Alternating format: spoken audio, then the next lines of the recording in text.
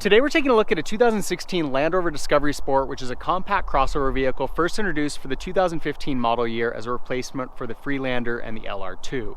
Not to be confused with the larger Discovery model, the Discovery Sport joins the Discovery as a sub-brand of models within the Land Rover lineup, similar to what we saw with the Range Rover model, which started out life as a single vehicle and has grown to include several different models. Since 2017, the Discovery Sport has been the best-selling model within Land Rover's lineup. The Discovery Sport shares much of the styling of the larger Discovery, but comes in a smaller package, making it easier to navigate urban areas and narrow trails. It's also the first Land Rover with unibody construction, and coming in 3.7 inches longer than the LR2 that it replaces, there's room for a third row seat, giving you seating capacity for 7. The two models share a similar front fascia with a sleek roofline that gives the illusion of a floating roof, which is more apparent on two-tone models. Styling is clean and crisp with a single groove starting at the side gills of the front fenders and running down the sides, passing through the door handles and terminating at the tail lights.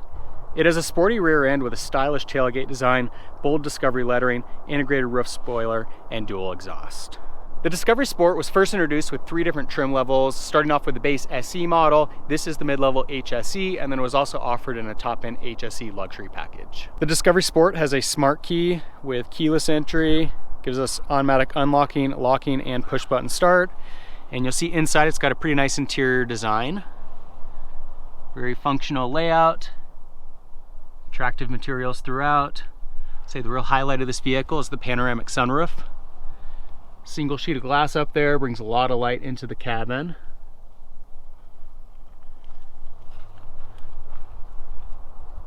We get power windows, power door locks, power mirrors. Memory settings for 3 drivers, storage space in the door. Driver's seat is full power with lumbar support. Of course, we get leather seating surfaces throughout and a leather wrapped steering wheel. Steering wheel's also got some nice brushed aluminum accents. You've got paddle shifters on the back side. Controls on the steering wheel for a number of instrument cluster settings, Bluetooth, cruise control. It's also a heated steering wheel. And to the left of the steering column down here, we've got electronic rear hatch, lane departure warning, and a dimmer switch for the instrument cluster. With the vehicle on, you can see the instrument cluster's got a nice attractive look to it. We've got our speedometer on the left, LCD screen in the middle, and a tachometer on the right. Right next to that, we've got our push button start. And then in the center dash, we've got our infotainment screen, which duals as a backup camera. This is a touch sensitive screen and also functions with these buttons on either side. One cool feature is the anytime backup camera, kind of a handy little feature. On the main screen here, you can see we've got our audio system, we've got AM, FM radio, we've got satellite radio. You can connect a device using a hardwire or Bluetooth connection. With the Bluetooth, we've also got phone connectivity, so you can place calls over the vehicle. Audio system, climate control up here in the upper right. You can control it through this LCD screen. We've also got controls down below here, and it's a dual zone system for the driver and front passenger side. And then we've also got our navigation. Down below, we've got automatic start stop, an eco mode, and we've got 4 terrain select modes, hill descent control. We can also turn the traction control off with that button.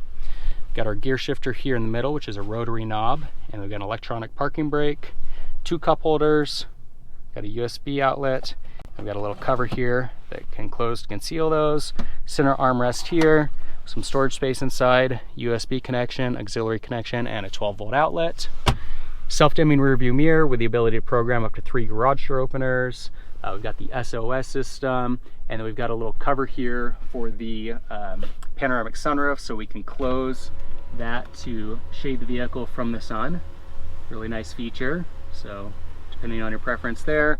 And we've also got a compartment here for sunglasses. This specific model doesn't have the optional 3rd row seat, so this is our rear seat. You'll see plenty of leg, head, and shoulder room here. Center seat back here folds down into an armrest with 2 cup holders. We've got some storage space. These seats do slide forward and backward with this lever right here. And we can also recline the seat back or drop the seat back down to further increase rear cargo area. You'll see that this center seat can fold down, or we can do the 60-40 split. Center console here, you'll see you've got heated seats for the outside passengers, and we've got a couple power outlets down below. I've got a lot of natural light back here with the panoramic sunroof. Also got some storage space in either side door. And coming around back, we've got an electronic rear hatch, Obviously, on models equipped with a third row seat, cargo space back here is going to be pretty limited when those are in use, and they are also very tight.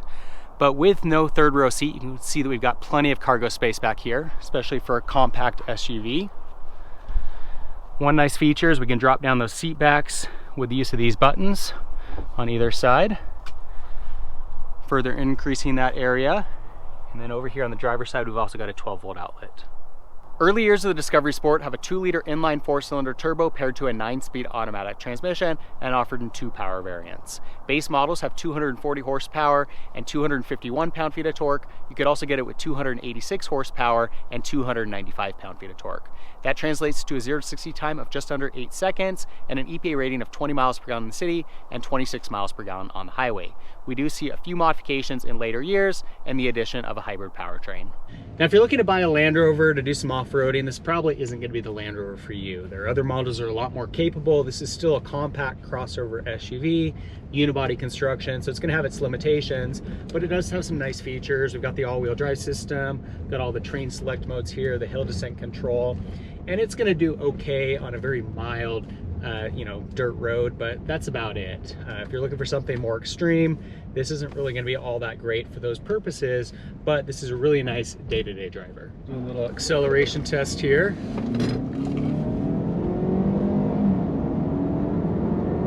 That turbo, that's 70 miles an hour.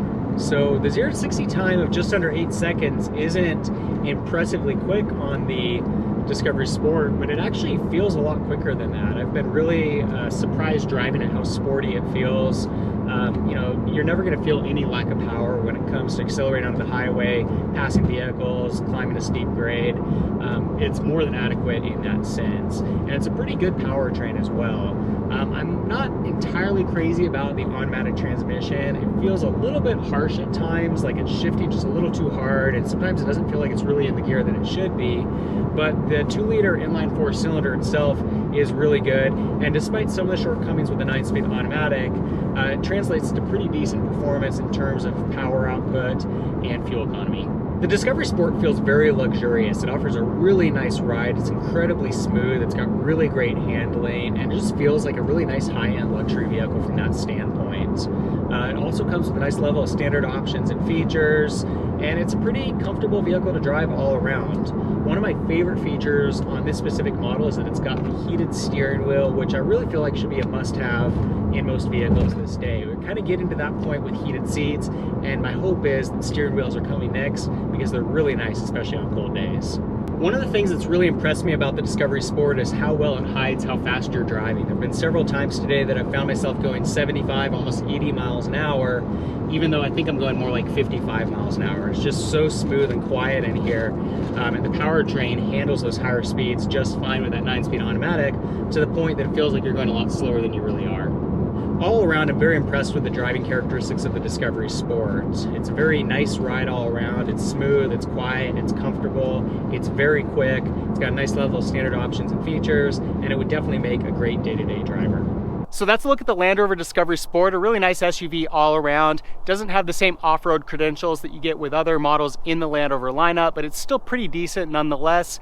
Got a nice capable all-wheel drive system, got the train select modes, and we've got hill descent control. But on top of that, it's a really nice daily driver. It's very comfortable, it's smooth, it's quiet, filled with luxury and tech features, much more affordable than other Land Rover models, and a really nice SUV all around. If you have any comments or questions on the Discovery Sport, leave them in the section below. For more car reviews, be sure to subscribe. In the meantime, thanks for watching.